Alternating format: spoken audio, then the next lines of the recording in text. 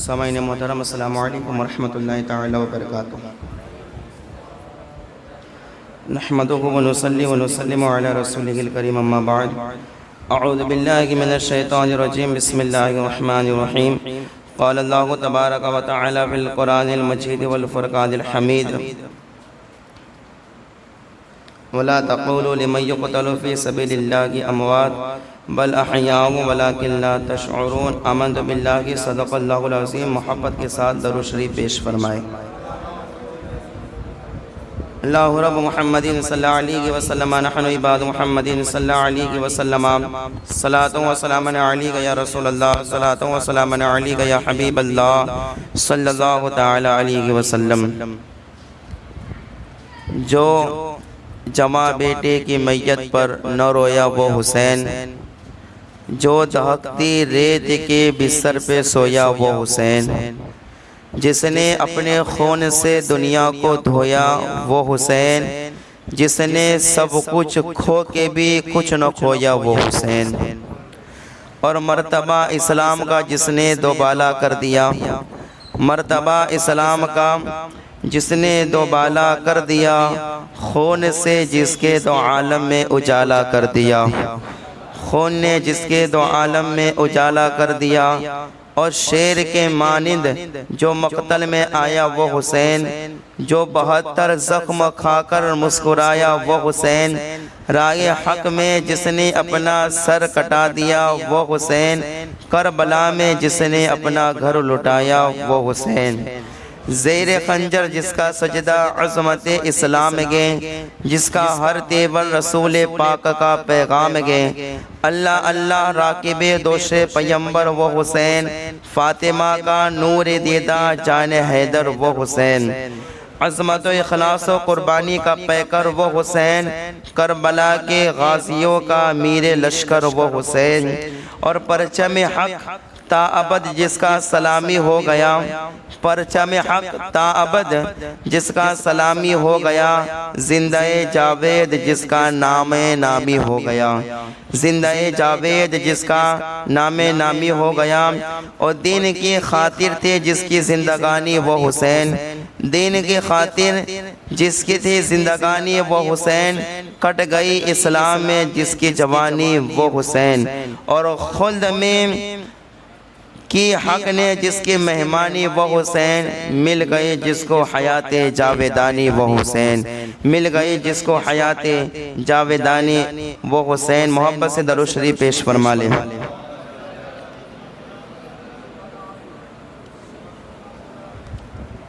اللہ رب محمد صلی اللہ علیہ وسلم نحن عباد محمد صلی اللہ علیہ وسلم صلاۃ و سلام علیک یا رسول اللہ صلی اللہ تعالی علیہ وسلم۔ دیکھیے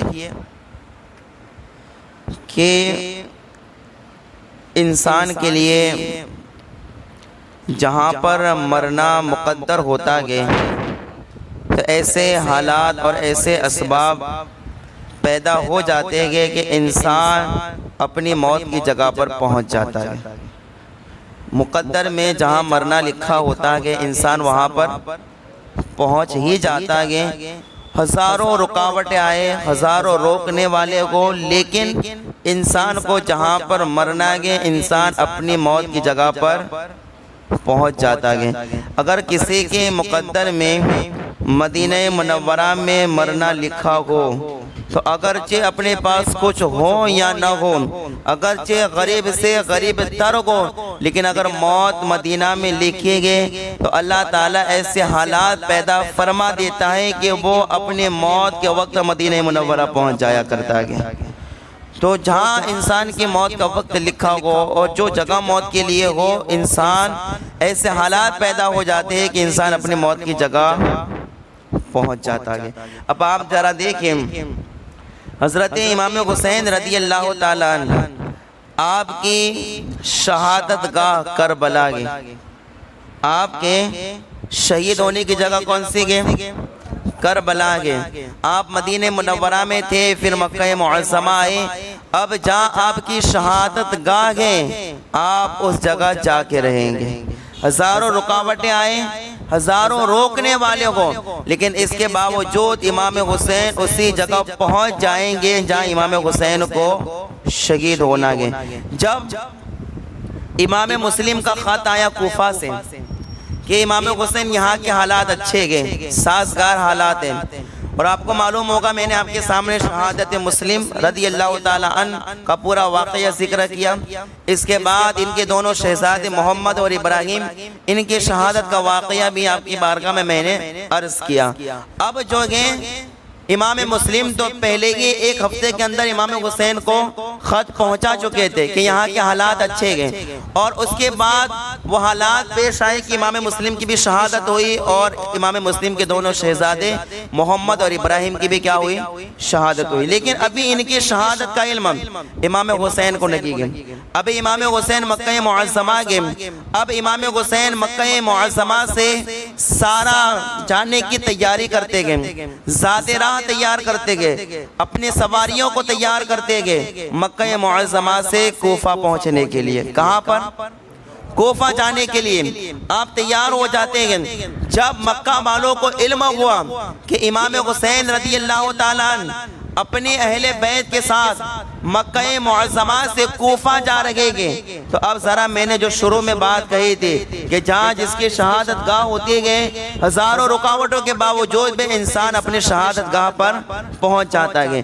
جہاں انسان کو مرنا ہوتا ہے انسان اپنی موت کی جگہ پہنچ جایا کرتا ہے۔ جب امام حسین رضی اللہ تعالیٰ عنہ آپ جب تیار ہو گئے سفر کرنے کے لیے، تو بڑے بڑے کبار صحابہ کرام، بڑے بڑے صحابہ جن میں حضرت عبداللہ ابن عمر، حضرت عبداللہ ابن عباس، حضرت ابو سعید خدری، دیگر بڑے بڑے صحابہ امام حسین کی بارگاہ میں آتے گئے، آ کر عرض کرتے گئے اے نواز رسول آپ کہاں جانے کی تیاری فرما رہے گے، آپ کا سفر کس طرف جا رہا ہے؟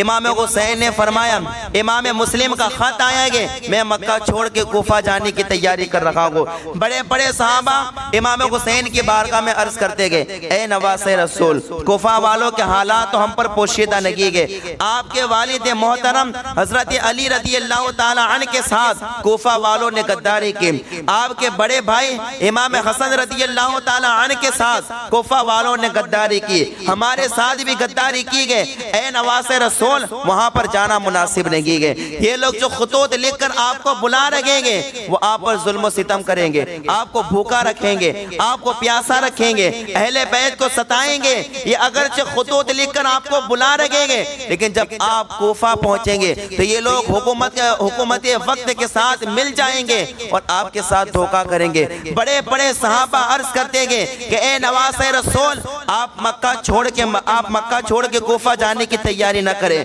آپ مکہ ہی میں رہیں، آپ کا قیام یہاں پر ہی رہے، آپ مکہ چھوڑ کر جانے کی بات نہ کریں۔ لیکن کہتے ہیں کہ جس کو جہاں مرنا ہوتا ہے انسان اپنے مرنے کی جگہ پہنچ جاتا ہے۔ امام حسین رضی اللہ تعالیٰ عنہ بڑے بڑے صحابہ عرض کرتے ہیں لیکن امام حسین فرماتے ہیں اے میرے نانا کے صحابہ اگرچہ مجھے معلوم ہے کہ کوفہ والوں کے حالات یہ بڑے غدار گئے، میرے والد کے ساتھ بھی غداری کی، میرے بڑے بھائی کے ساتھ بھی بے وفائی کی گئے، لیکن یاد رکھنا اے صحابہ کرام، اے میرے نانا کے صحابہ یاد رکھو میں وہاں پر جاؤں گا اگرچہ مجھے بھوکا رکھا جائے، میں وہاں پر جاؤں گا اگرچہ مجھے پیاسا رکھا جائے، میں وہاں پر جاؤں گا اگرچہ یہ لوگ میرے ساتھ بھی غداری کرے، اس لیے کہ میں ان لوگوں کے بھروسے پر نہیں جاتا ہوں، میں رب کی رضا پر راضی رہنے کے لیے جا رہا ہوں۔ کہا میں رب کی رضا پر راضی رہنے کے لیے جا رہا ہوں، اگرچہ مجھے سب کچھ وہاں کے حالات پتا گئے لیکن میں ان لوگوں کی رضا کے لیے نہیں، میں اپنے رب کی رضا کے لیے جا رہا ہوں۔ بتاؤں جنہیں پتا ہو کہ کوفہ کے حالات ایسے گئے، اہل کوفہ ایسے گئے، لیکن صرف رب کی رضا کے لیے یہ لوگ رب کی رضا کے لیے اہل بیت مرنا تو پسند کر سکتے گئے لیکن اہل بیت رب کی رضا کے خلاف کبھی کام کر سکتے کبھی کام نہیں کر سکتے۔ اہل بیت رب کی رضا کی سوا یہ ہوتے ہیں کہ اہل بیت یہ ہوتے ہیں رب کی رضا پر راضی رہنے والے، اگرچہ موت آئے، اگرچہ شہید ہونا پڑے، اگرچہ ظلم ہو، بھوکا پیاسا رکھا جائے، یہ تو برداشت ہے، لیکن رب کی رضا پر راضی رہنا یہ گوارا گئے، رب کی رضا کے خلاف جانا گوارا نہیں گئے۔ آپ ذرا سوچیں یہ ہوتے ہیں کہ رب کی رضا پر راضی رہنے والے۔ امام حسین کی زندگی ہے کہ رب کی رضا پر راضی رہو۔ ذرا غور کریں آپ کہ اللہ اکبر امام حسین رضی اللہ تعالیٰ عنہ ایسے رب کی رضا پر راضی رہنے والے تھے۔ قرآن مقدس میں اللہ کی رضا پر راضی رہنے والے کیسے ہوتے ہیں؟ حضرت ابراہیم علیہ السلام نے اپنے بیٹے اسماعیل سے کہا، اے بیٹے اسماعیل کہ میں نے خواب دیکھا۔ قرآن اس کی گواہی دیتا ہے کہ رب کی رضا پر راضی رہنے والے کیسے ہوتے ہیں۔ قرآن کہتا ہے کہ حضرت ابراہیم نے اپنے بیٹے اسماعیل سے کہا، بیٹے اسماعیل میں نے خواب دیکھا، انی اذبحوک، بیٹے میں نے خواب دیکھا کہ میں خواب میں تجھے ذبح کر رہا ہوں۔ کیا؟ خواب میں تجھے ذبح کر رہا ہوں۔ اب یہ جب خواب دیکھا تو بیٹا یہ بھی کہہ سکتا تھا کہ ابا خواب تو ایسے بھی خواب خیالی ہوتے ہیں، خواب کا کوئی اعتبار نہیں ہوتا، لیکن ذرا دیکھیں حضرت اسماعیل کا جو جواب تھا اپنے والد محترم کی بارگاہ میں، قرآن اس جواب کو بیان کرتا ہے۔ قرآن کہتا ہے کہ حضرت اسماعیل نے کہا، افعل ما تؤمرون، اے میرے والد محترم آپ کو جو حکم ملا گے آپ اللہ کے حکم کی رضا پر راضی رہے، اللہ کی رضا پر راضی رہے۔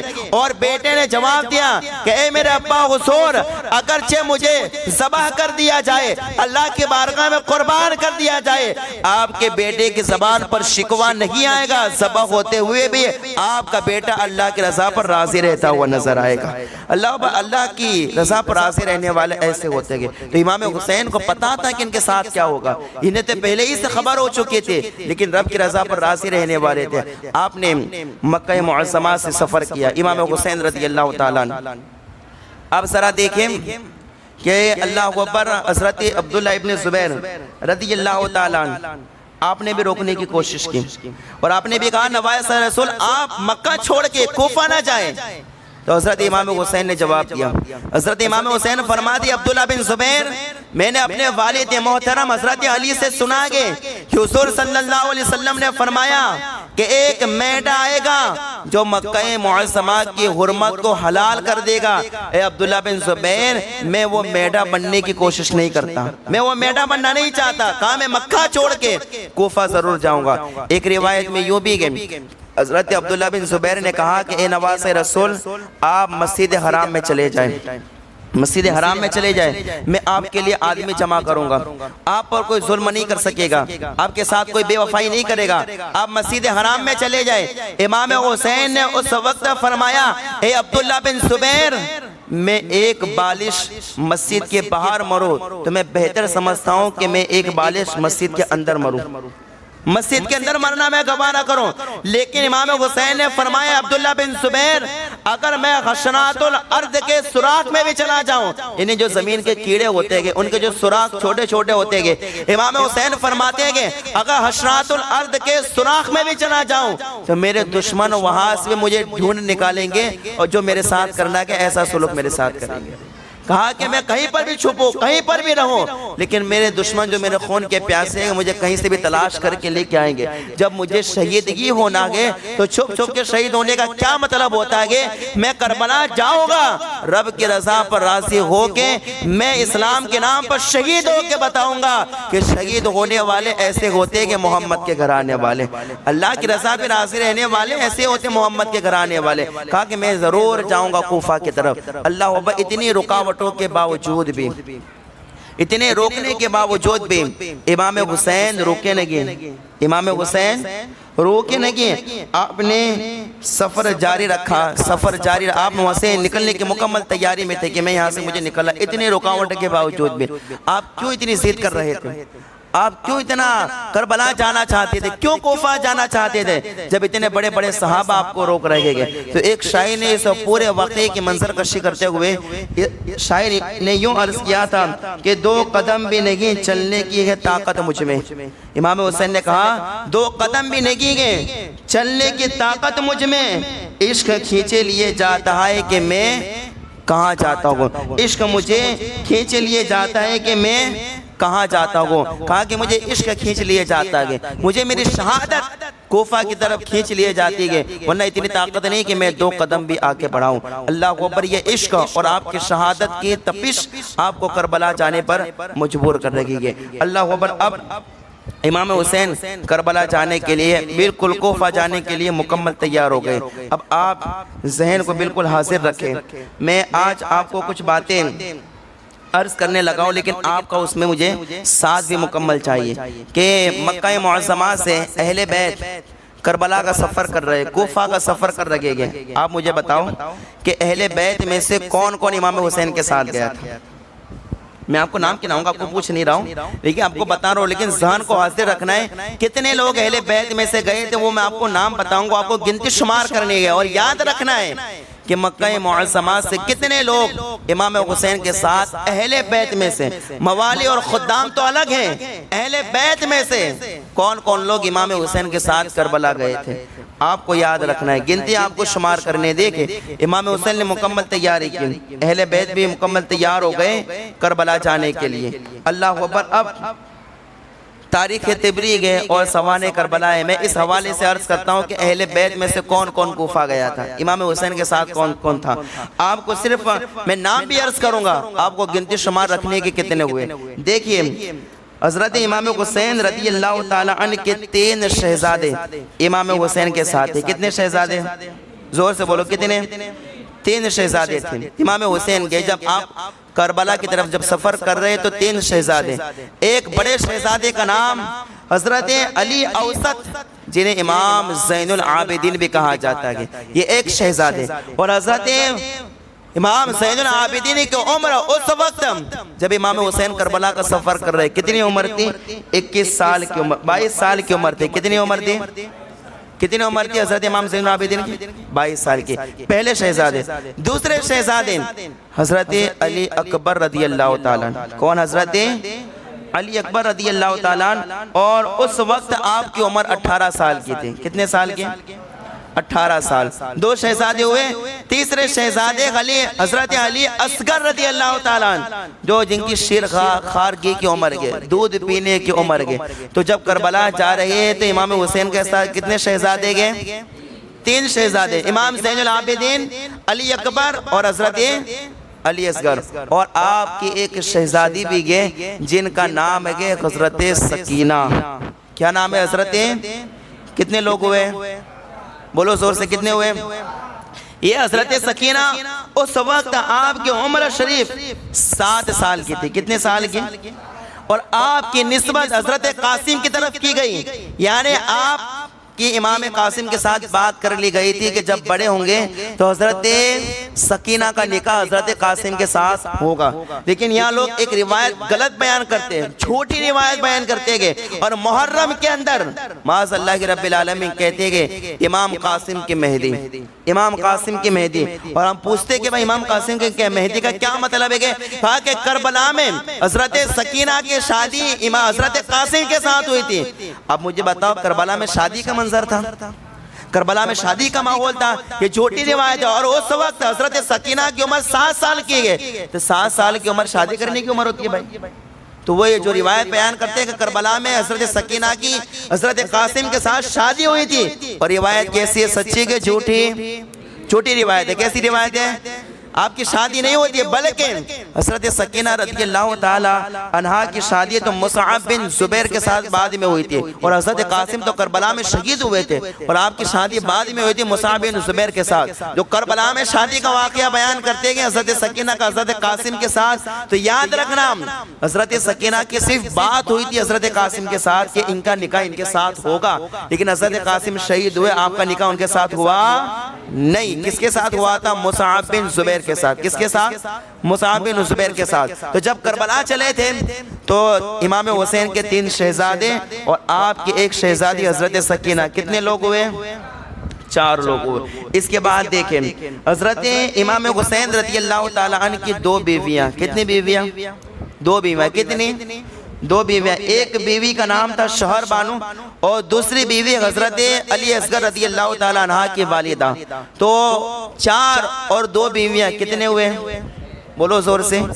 کربلا میں جانے والے اہل بیت کا ذکر کر رہا ہوں، دیکھ موالی و خدام کی بات نہیں کر رہا ہوں، صرف اہل بیت میں سے کون گیا تھا؟ تو 3 شہزادے، ایک شہزادی، 2 بیویاں، کل ملا کے کتنے ہوئے؟ 6 ہوئے۔ اس کے بعد دیکھیں حضرت امام حسن رضی اللہ تعالیٰ عنہ کے 4 نوجوان صاحبزادے۔ امام حسن کے کتنے صاحبزادے؟ 4 صاحبزادے۔ کون کون؟ پہلے حضرت قاسم، دوسرے حضرت عبداللہ، تیسرے حضرت عمر، اور چوتھے حضرت ابو بکر۔ کیا نام ہے؟ حضرت ابو بکر۔ 4 صاحبزادے، پہلے صاحبزادے حضرت قاسم، دوسرے حضرت عبداللہ، تیسرے حضرت عمر اور چوتھے حضرت ابو بکر۔ یہ 4 صاحبزادے جو کربلا میں شہید ہوئے امام حسین کے ساتھ تھے۔ تو کتنے لوگ ہوئے کل؟ کتنے؟ 10 لوگ ہوئے۔ یاد رکھیے گا کتنے لوگ ہوئے؟ 10 لوگ ہوئے۔ آپ دیکھیں امام حسن رضی اللہ تعالیٰ نے اپنے 2 صاحبزادوں کا کیا نام رکھا؟ ایک کا نام رکھا تھا عمر اور دوسرے کا نام رکھا تھا ابو بکر۔ کیا نام رکھا تھا؟ عمر اور ابو بکر۔ تو ذرا سوچئے کہ صحابہ میں کتنی محبت تھی۔ امام حسن حسین صحابہ سے کتنا پیار کرتے تھے کہ اللہ اکبر ان کے پاکیزہ ناموں پر اپنی اولاد کا بھی نام رکھ کے بتا رہے گے کہ صحابہ اور اہل بیت میں دشمنی نہیں بلکہ صحابہ اور اہل بیت میں بڑی پیار محبت تھی، بڑی پیار محبت تھی۔ تو کل کتنے ہوئے؟ 10 ہوئے۔ اب اس کے بعد دیکھیں حضرت علی رضی اللہ تعالی عنہ کے 5 صاحبزادے۔ کتنے؟ حضرت علی کے کتنے صاحبزادے؟ 5 صاحبزادے۔ کون کون؟ پہلے صاحبزادے حضرت عباس بن علی، دوسرے صاحبزادے حضرت عثمان بن علی، تیسرے صاحبزادے حضرت عبداللہ بن علی، چوتھے حضرت محمد بن علی اور 5ویں حضرت جعفر بن علی۔ کتنے ہو گئے؟ 5۔ اب کل ملا کے کتنے ہوئے؟ کتنے ہوئے؟ 15 ہوئے۔ امام حسن کے 4 صاحبزادے اور حضرت علی کے کتنے صاحبزادے؟ 5 صاحبزادے۔ اب آگے ذرا دیکھیں اس کے بعد حضرت عقیل رضی اللہ تعالیٰ عنہ کے فرزندوں میں سے بھی 4۔ کتنے؟ 4۔ لیکن 4 میں سے ایک پہلے ہی شہید ہو گئے۔ کون؟ امام مسلم رضی اللہ تعالیٰ، جو پہلے کربلا جانے سے پہلے ہی آپ کوفہ میں جب حالات کی خبر گیری کے لیے گئے تھے اس وقت آپ شہید ہو گئے۔ تو حضرت مسلم کے 4 صاحبزادے تھے، ان میں سے پہلے تو ایک پہلے ہی شہید ہو گئے تھے، باقی بچے کتنے؟ 3۔ اب جو 3 بچے ان کے نام سنیں، ایک کا نام ہے کہ حضرت عبداللہ، دوسرے کا نام ہے حضرت عبد الرحمن اور تیسرے کا نام ہے کہ حضرت جعفر۔ یہ 3 صاحبزادے۔ کل ملا کے کتنے ہوئے؟ زور سے کتنے ہوئے؟ ذہن حاضر ہوگا تو پتہ چلے گا کربلا جانے والوں کی تعداد کتنی ہے۔ کم و بیش ہے نا، یقینی تو اللہ اس کا رسول بہتر جانتا ہے، اور تاریخ میں الگ الگ روایات بھی ملتی ہیں، لیکن کم و بیش آپ ذرا دیکھیں کتنے ہوئے کل؟ 18 ہوئے۔ اس کے بعد حضرت جعفر طیار کے 2 پوتے، حضرت جعفر طیار کے 2 پوتے، اور 2 پوتوں کا نام تھا عون اور محمد۔ ایک کا نام تھا عون اور ایک کا نام تھا محمد۔ یہ 2 صاحبزادے حضرت جعفر طیار کے، اور عون اور محمد کے والد کا نام ہے حضرت عبداللہ بن جعفر، اور ان کی والدہ کا جو نام ہے کہ حضرت زینب، جو حضرت امام حسین رضی اللہ تعالیٰ عنہ کی حقیقی بہن ہے۔ تو اب یہ 2 بھانجے، تو کل ملا کے کتنے ہوئے؟ بولو زوروں سے۔ 2 پوتے، بھانجے نہیں 2 پوتے۔ حضرت عون اور محمد یہ دونوں پوتے امام حسین کے ساتھ جب کربلا جا رہے تھے ساتھ میں تھے۔ کل ملا کے کتنے ہوئے؟ 20۔ ایک حضرت زینب جو امام حسین رضی اللہ تعالیٰ عنہ کی سگی بہن، حقیقی بہن ہے، حضرت زینب۔ کتنے ہوئے؟ 21۔ اور امام حسین خود کتنے ہو گئے؟ 22۔ کل ملا کے کتنے ہوئے؟ کم و بیش امام حسین رضی اللہ تعالیٰ عنہ کے ساتھ اور خود آپ، کل ملا کے کتنے ہوئے؟ 22۔ کم و بیش 22 حضرات مکہ معظمہ سے اللہ اکبر کربلا کی طرف نکلے گئے۔ اہل بیت میں سے کل کتنے تھے؟ دیگر جو موالی اور خدام تھے سب کو ملا کے ان کی تعداد ایک روایت کے مطابق 82 بتائی جاتی ہے، اور جو مشہور روایت ہے جس پر قریب سب کا اتفاق ہے وہ کہ 72۔ کتنے؟ 72۔ اللہ اکبر۔ آپ دیکھیں یہ اہل بیت کا قافلہ 22 کا قافلہ، کم و بیش 22 کا قافلہ، اور دیگر آپ کے ساتھ خدام بھی تھے اور دیگر موالی بھی تھے۔ اب یہ سارے حضرات اللہ اکبر اب مکہ معظمہ سے کربلا کا سفر کر رکھے گے۔ اب دیکھیں مکہ معظمہ سے جب باہر نکلے نا تو اس وقت حاکم مکہ جو تھا اس کا نام تھا عمرو بن سعید۔ بیان کیا جاتا ہے کہ جب امام حسین اپنے اہل بیت کے ساتھ نکلے نا مکہ معظمہ سے تو عمرو بن سعید نے ایک فوجی دستہ بھیجا کہ جاؤ کسی طریقے سے امام حسین کو روکو کہ وہ کربلا نہ جائے، کہ وہ کوفہ کی طرف نہ جائے، روکو۔ روکنے کے لیے اس نے ایک فوجی دستہ بھیجا. دیکھیے روکنے کے لیے کتنے یہ پلان بنائے جا رہے ہیں, کتنے کوششیں کی جا رہی ہیں, لیکن کہتے ہیں کہ جہاں انسان کی موت لکھی ہوتی ہے انسان وہاں پر پہنچ جاتا ہے. کہاں جہاں پر بھی.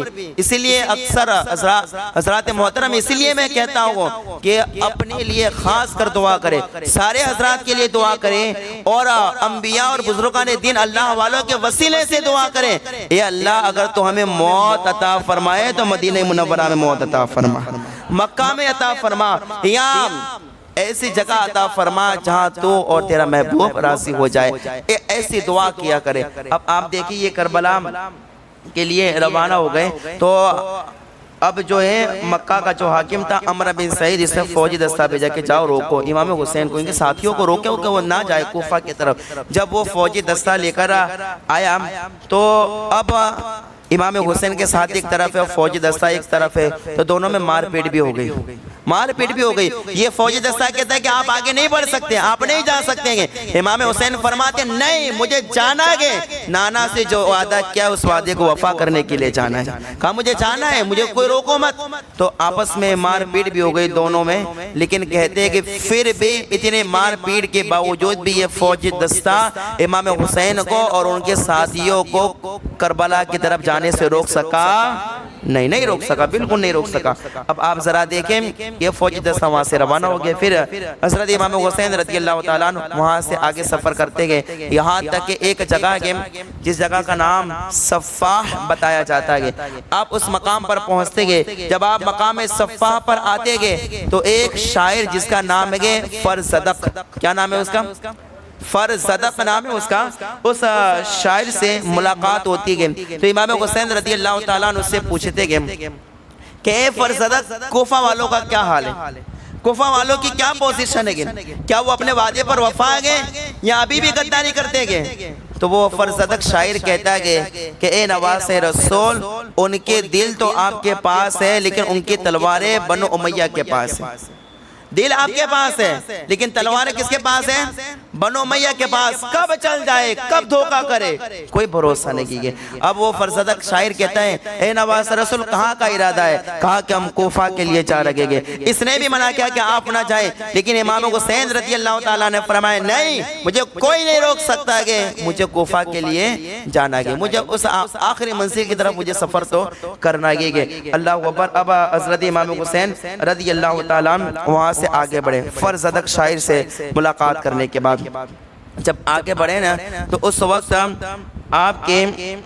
جب آپ آگے بڑھے تو آپ کے دو بھانجے جن کا نام تھا عون اور محمد, کیا نام تھا, عون اور محمد, دو بھانجے جو تھے وہ راستے میں اپنے والد کا خط لے کر آئے اور کہا کہ نواز رسول آپ جا رہے کوفہ کی طرف, یہ میرے والد کا خط ہے آپ اسے پڑھیے. تو حضرت امام حسین نے خط پڑھا تھا تو اس میں حضرت عبداللہ نے پورا لکھا تھا اے نواز رسول میرا خط پڑھنے کے بعد وہیں پر ہی رک جائیے, آگے مت بڑھیے گا, میں آپ سے ملاقات کرنے کے لیے آ رہا ہوں. آپ کوفہ کی طرف سفر نہ کریں, آپ اپنے سفر کو ملتوی کر دیں, میرا خط پڑھنے کے بعد وہیں پر رک جائیں. اور محمد یہ خط لے کر آئے, امام حسین نے پڑھا. اب ادھر دیکھیں جو یہ عبداللہ تھے حضرت عون اور محمد کے والد محترم, تو انہوں نے کیا کیا, وہ خط جب عون اور محمد نے دے دیا تو حضرت عبداللہ ادھر مکہ کے جو حاکم تھے عمرو بن سعید اس کے پاس گئے اور امان نامہ لکھوایا. کہا کہ میں امام حسین کو واپس لے کر آتا ہوں, آپ امان نامہ لکھ دیجئے کہ ان کے ساتھ کوئی ظلم و ستم نہیں ہوگا, آپ امان نامہ لکھ دیجئے. تو وہ امان نامہ لکھوانے کے بعد اللہ اکبر عمرو بن سعید کے جو ایک بھائی تھے جن کا نام یحییٰ بن سعید تھا ان کو بھی ساتھ لے لیا. کہا کہ چلیے میرے ساتھ, امام حسین نے میرا خط پڑھا ہوگا, آگے نہیں پڑھے ہوں گے, وہاں سے واپس لے کر آتے گئے. تو عبداللہ اور یحییٰ بن سعید دونوں یہ امان نامہ لے کر امام حسین کے بارگاہ میں آئے, آ کر عرض کرنے لگے اے نواز رسول آپ کو میں نے خط بھیجا گے, آپ نے خط پڑھا بھی گے, اب آپ آگے کا سفر نہ کریں, آپ یہیں پر رک جائیں اور یہاں سے واپس آپ مکہ معظمہ چلے. امام حسین فرماتے گے اے عبداللہ مجھے کوئی نہیں روک سکا گے اور آپ روکنے کے لیے آئے, میں رکنے والا نہیں ہوں. میرے جو آخری منزل گے میں اپنی آخری منزل تک پہنچ کے رہوں گا. مجھے جہاں جانا ہے میں جا کے رہوں گا. امام حسین سے وہ دونوں کہنے لگے نہیں آپ رک جائیے, آپ رک جائیے. امام حسین فرماتے نہیں مجھے آگے سفر کرنا ہے. تو یحییٰ بن سعید کہتا ہے اے نواز رسول آپ اتنی ضد کیوں کرتے ہو؟ کیا کہا اس نے؟ اب کربلا جانے کے لیے, کوفہ جانے کے لیے اتنی ضد کیوں کرتے ہو؟ بڑے بڑے صحابہ نے روکا, آپ کے نام سے امن نامہ لکھوا کہ ہم خود آئے ہیں روکنے کے لیے, اور آپ کو راستے میں بھی کئی لوگوں نے روکا, آپ رکتے کیوں نہیں ہو؟ آپ اتنے بضد کیوں ہو گئے ہو کہ نہیں مجھے تو جانا ہی ہے, کوفہ ہی جانا ہے, کوفہ ہی جانا ہے. وہاں کے لوگ غدار گئے, آپ کے والد کے ساتھ غداری کی, آپ کے بھائی کے ساتھ غداری کی, پھر بھی آپ جانے کی بات کر رہے گئے. آپ روکنے کا نام کیوں نہیں لے رہے ہو؟ آپ کیوں اتنی ضد کر رہے ہو؟ امام حسین رضی اللہ تعالیٰ نے اس وقت کیا جواب دیا؟ کہتے ہیں کہ میں نے خواب میں نبی پاک صلی اللہ علیہ وسلم کا دیدار کیا گیا.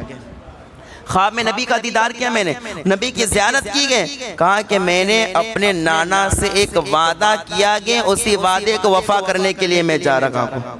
نانا کے وعدے کو وفا کرنے کے لیے جا رہا ہوں. اب یحییٰ بن سعید کہتا ہے کون سا وعدہ کیا ہے؟ نانا سے کون سا وعدہ کیا ہے آپ نے؟ تو اللہ کو بس ذرا دیکھیں, نواسہ رسول کہتے گئے میں نے وہ وعدہ ابھی تک کسی کو بتایا بھی نہیں اور بتاؤں گا بھی نہیں جب تک میں اپنے پروردگار سے ملاقات نہ کر لوں.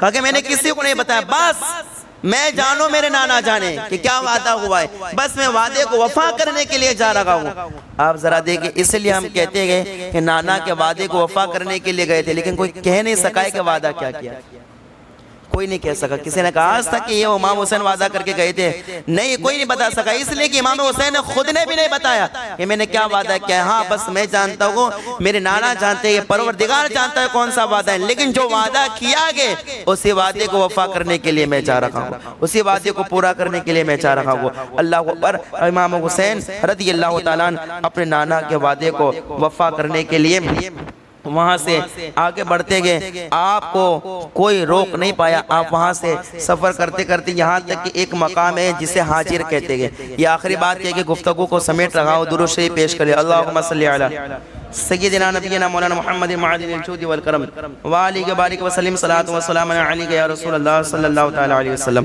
آپ آگے ہی بڑھتے رہے, آگے ہی بڑھتے رہے, اور وہ جو خط لے کر آئے تھے نا انہیں کہا کہ نہیں میں رکنے والا نہیں ہوں. اپنے خط اور لکھ کے دیا, کہا کہ جاؤ حاکم مکہ سے خط پہنچا دینا کہ امام حسین واپس نہیں آئے. تو حضرت عبداللہ جو تھے انہوں نے اپنے دونوں شہزادے اور محمد سے کہا کہ بیٹے اور محمد آپ امام حسین کے ساتھ رہو, مجھے کچھ مجبوریاں ہیں کہ میں آ نہیں سکتا ہوں, لیکن امام حسین کی بارگاہ میں عرض کیا, اے نواز رسول میں تو مجبوری کے لیے نہیں آ سکتا ہوں, لیکن آپ کے نام پر میری اولاد بھی آپ کے نام پر قربان کے امیر اولاد کو لے جائیے. اور محمد بھی امام حسین رضی اللہ تعالیٰ عنہ کے ساتھ کربلا کی طرف سفر ان کا جاری و ساری ہے. اب ذرا دیکھیں امام حسین آگے نکلے, ایک ہے مقام حاجر.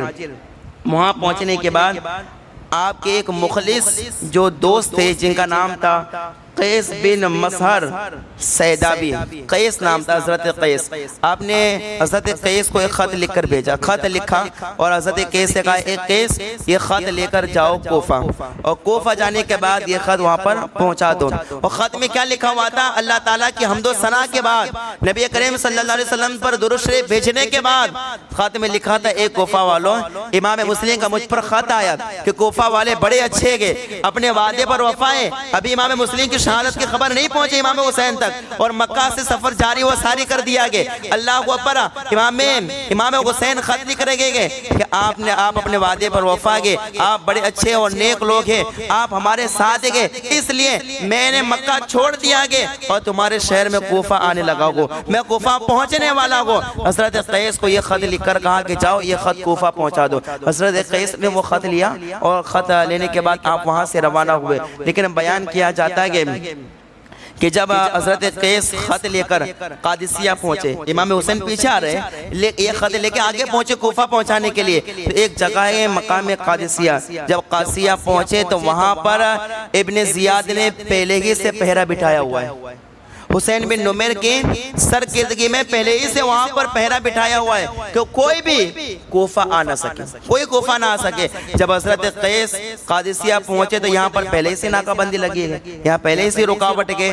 تو ان روکنے والوں نے کہا کہ آپ کون نے؟ کہا قیس۔ کہا کیوں آئے ہو؟ کہا امام حسین کا خط کا کوفہ پہنچانے کے لیے میں جا رہا ہوں۔ تو ان سپاہیوں نے گرفتار کر لیا، ابن زیاد کے سپاہیوں نے ابن زیاد کے دربار میں پہنچایا۔ کہا یہ امام حسین کا خط لے کر کوفہ والوں کو پہنچانے کے لیے آیا گیا۔ ابن زیاد نے خط پڑھا اور اس کے بعد ابن زیاد حضرت قیس سے کہتا ہے اے قیس تم گورنر ہاؤس کی چھت پہ چڑھ جاؤ، اور چڑھ جانے کے بعد تم امام حسین کے خلاف تقریر کہو اور تقریر کرنے کے بعد یہ کہو کہ امام حسین جو کوفہ آ رہے گے وہ بڑے غدار رہے، وہ بڑے اللہ معاذ اللہ اس طرح سے کلمات کہو کہ کوفہ والوں کے دل میں امام حسین کے نام کی نفرت پیدا ہو جائے۔ یہ حضرت قیس سے کہا جا رہا ہے جو امام حسین کا خط لے کر آئے گے۔ اللہ اکبر، حضرت قیس گورنر ہاؤس کی چھت پر چڑھ جاتے گے، لیکن کہتے ہیں کہ جن کے دل میں اہل بیت کی محبت ہوتی ہے، جن کے دل میں خدا کا خوف ہوتا ہے، وہ دنیا کی باطل طاقتوں سے ڈرتے نہیں گئے۔ حضرت قیس کو معلوم تھا کہ اگر میں نے ابن زیاد کے خلاف کہا اور امام حسین کی تعریف کی تو ابن زیاد مجھے مار دے گا، گورنر ہاؤس کی چھت سے مجھے گرا دیا جائے گا۔ لیکن یہ اہل بیت سے محبت کرنے والے تھے، امام حسین کا چہرہ دیکھ کر آئے تھے، امام حسین کی صحبت سے فیض پا کر آئے تھے۔ گورنر ہاؤس کی چھت پر چڑھنے کے بعد کہتے گئے اے کوفہ والو سن لو، ابھی کی پوزیشن میں دنیا میں امام حسین سے بہتر کوئی آدمی مجھے نظر ہی نہیں آتا ہے۔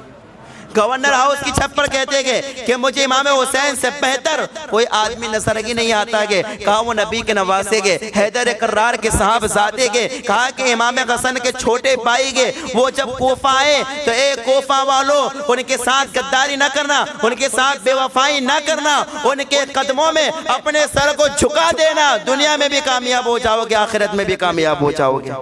اور ابن زیاد کے اور اس کے بارے میں بری تقریر کی اور ان کے عیب بیان کیے ابن زیاد کے اور اس کے باپ کے، اور امام حسین رضی اللہ تعالیٰ عنہ کے فضائل بیان کیے، حضرت علی کی تعریف کی۔ ابن زیاد نے کہا ابن زیاد نے سپاہیوں کو حکم دیا کہ وہ میرے خلاف بول لگائے گئے، گورنر ہاؤس کی چھت سے اسے نیچے پھینک دو۔ حضرت ایک سپاہی آیا، حضرت قیس کو گورنر ہاؤس کی چھت سے نیچے گرا دیا گیا اور آپ کی شہادت ہو گئی۔ اللہ انا للہ و انا الیہ راجعون۔ یہ اہل بیت کی محبت میں اپنی جان کو قربان کر دیا، نبی کے نام پر اپنی جان کو قربان کر دیا۔ ایسے ہوتے کہ اہل بیت سے محبت کرنے والے، اہل بیت سے محبت کرنے والے اپنی جان کی پرواہ نہیں کرتے، یہ جان رہ جائے یا چلی جائے اس کی کوئی پرواہ نہیں کرتے۔ یہ تھے اہل بیت سے محبت کرنے والے جنہوں نے اپنے اہل بیت کی محبت میں آپ نے اپنی جان کو بھی قربان کر دیا۔ اب آگے انشاءاللہ تعالیٰ کل کی گفتگو میں آپ سماعت کریں گے کہ امام حسین رضی اللہ تعالیٰ عنہ کہ آپ کیسے آگے سفر کرتے گئے۔ ایک جو خط لے کر آئے آپ کے ساتھی کو شہید کر دیا گیا، اب امام حسین کا دیکھیں کہ کربلا کی طرف سفر جاری و ساری گئے۔ اس کے بعد آگے کیسا سفر ہوتا ہے اور کیسے کربلا میں پہنچتے گئے، انشاءاللہ تعالیٰ ہماری بات کیا آنے والی گفتگو میں یہ ساری باتیں عرض کی جائے گی۔ بولنے سننے میں کہیں غلطی کی ہو اللہ تبارک و تعالیٰ اپنے فضل و کرم سے معاف فرمائے، حق باتیں سن کر حق باتوں پر اللہ تعالیٰ عمل کرنے کی توفیق عطا فرمائے۔ استغفر اللہ ربی من کل ذنب و اتوب الیہ۔ اقرأوا الفاتحہ۔